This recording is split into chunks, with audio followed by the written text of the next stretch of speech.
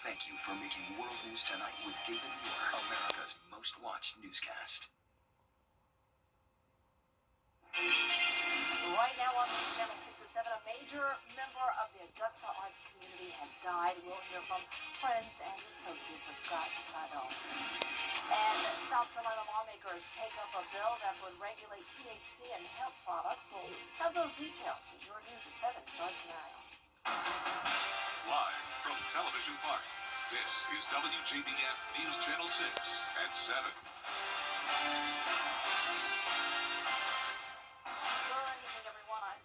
Thanks so much for joining us. Coverage you can count on begins with Augusta's mourning the loss of a key figure in the local arts community.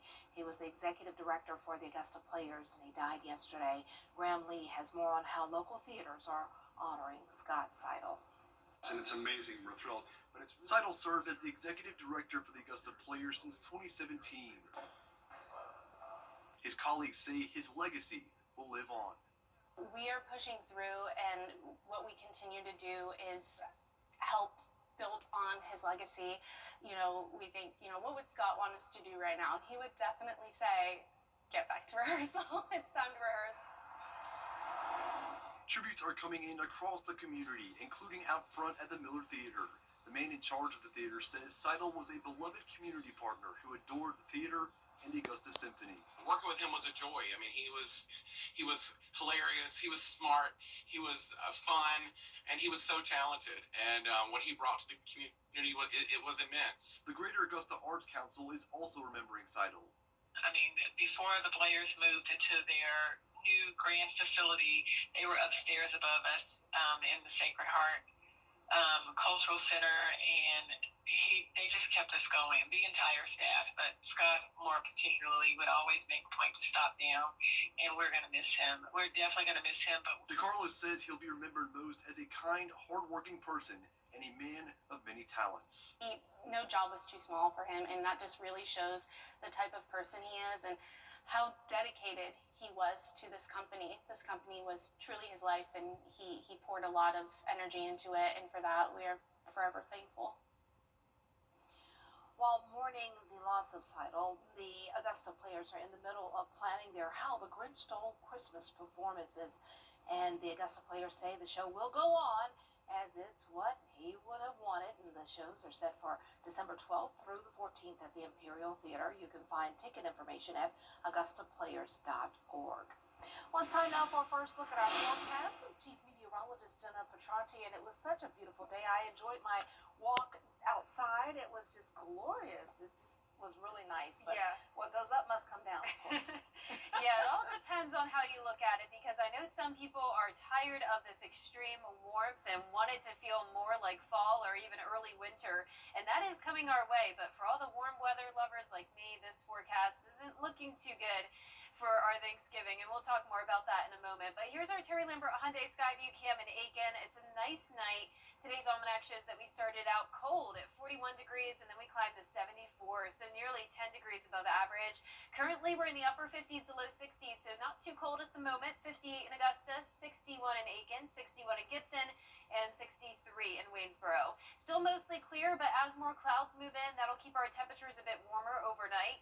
We do still have this dry air in place with dew points down to the 40s, so no rain expected for now. Winds are coming out of the southeast only up to 5 miles per hour, and for the rest of our evening, we'll see those clouds increase, and we'll be staying in the low 50s. More details on your forecast coming up, but back to you, Dee. All right, thanks so much. We'll see you then. The Richmond County Sheriff's Office is investigating a shooting. It happened last night on Brenda Court in Augusta. Deputies say 2 women were fighting. One of them pulled a gun and shot the other. No word yet on the victim's condition. A mother is behind bars after the death of her child earlier this year. The GBI has charged Dakota Taylor with murder and cruelty to children. Taylor's 8-month-old child was found unresponsive at a home in Matthews, Georgia in January. After an investigation, Taylor was arrested and charged last Thursday. She was being held in the McDuffie County Jail for charges related to a separate child death investigation. 9 people are in the Columbia County Detention Center facing charges in connection to Operation Foul Play. Grovetown Police and the GBI took aim at alleged child predators in the CSRA. The suspects are accused of traveling to meeting locations where, instead of a child, they were met by members of the Grovetown PD. Charges include computer pornography, child exploitation, and human trafficking. Lawmakers are debating a bill that would change how THC and hemp products are. Aiken County is looking for input on upgrades to Oscaga Lake Road. A new study is underway. The study covers Oscaga Lake Road from Edgefield Road down to Canal Street. The corridor connects neighborhoods, businesses, churches, two volunteer fire stations, and Graniteville Elementary.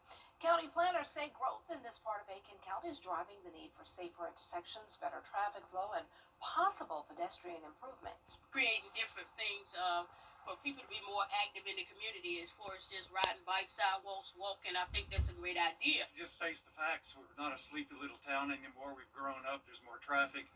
We have to get safer. The road's got to be improved, and I'm glad they want our input.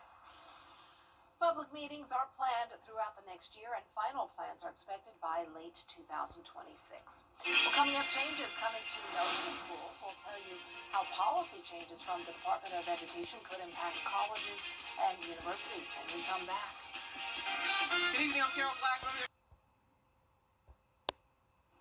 Big policy changes to certain degree programs could be coming from the Trump administration, and